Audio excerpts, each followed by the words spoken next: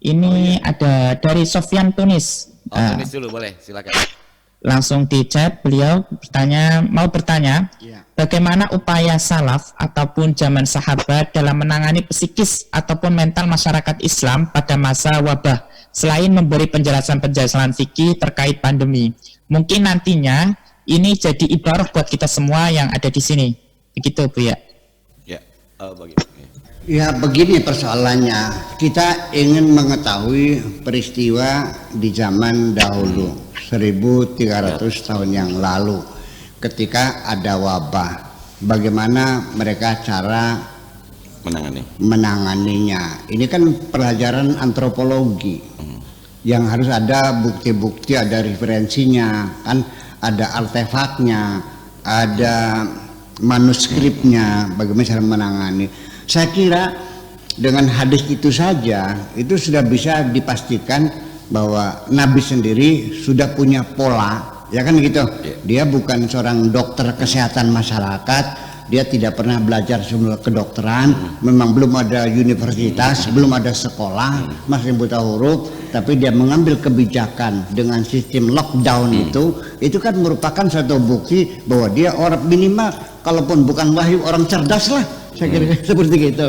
Dan saya kira bagaimana orang menangani wabah ini, saya kira tidak bisa dihindari.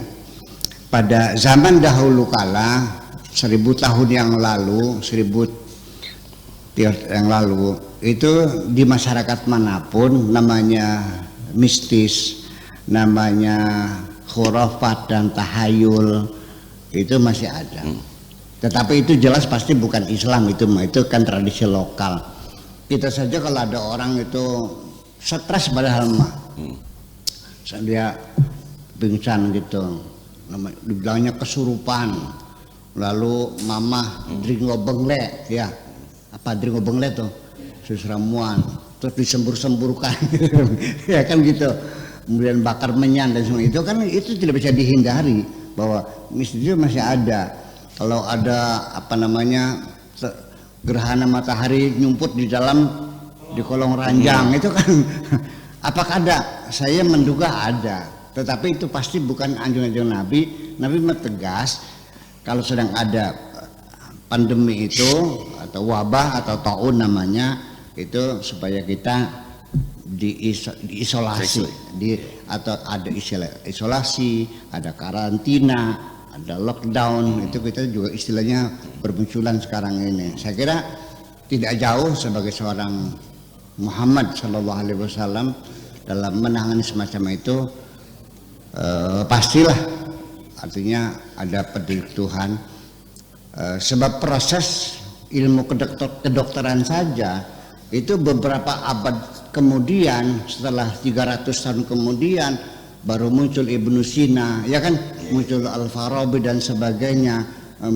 Mereka meneliti berbagai rumput-rumputan, dedaunan untuk pengobatan sebagai ilmu sebagai apoteker, ya, menguji coba pada waktu itu, dan itu sebagai usaha pribadi tanpa sponsor, tanpa ada yang membayar, keluar masuk hutan, seringkali makan rumput-rumputan, makan dedaunan untuk kemanusiaan, mencari obat-obatan. Jadi itu kita kembali pada proses kemanusiaan saja, bahwa ilmu pengetahuan terus berkembang dan terus berkembang. Nah, ketika dulu ada mitos-mitos, saya pastikan saja tidak mungkin Kanjeng Nabi terjebak pada yang mitos-mitos semacam itu. Saya sering membaca hadis-hadis semacam itu, tapi itu mitos sih. Seperti hadis yang mengatakan bahwa kalau malam Sabtu ada membunuh cecek itu masuk surga. Kok kenapa sih Allah dendam banget sama cecek?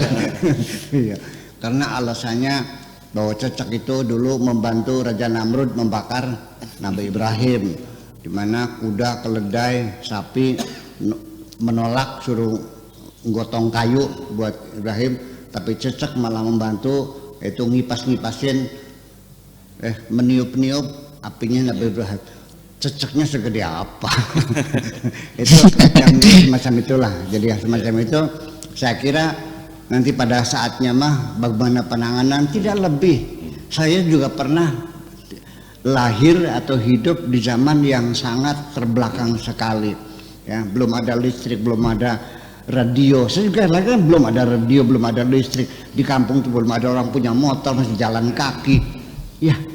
Nah ketika kita terluka itu mama pucukan daun dembara, petai Cina tuh di rumah teplokin itu, bentoro ya, itu ada lagi dengan pakai tutur itu tawon yang mau ini, ya setemu-temu aja akan terjadi seperti itu. Tetapi kita tidak langsung merekomendasikan bahwa ini obat ini pasti di mujarab dan dijamin oleh bahwa kita kembalikan saja persoalan pengobatan, menanganan masalah kesehatan itu serahkan kepada dinamika ilmu kedokteran dan ilmu kesehatan. Terima kasih.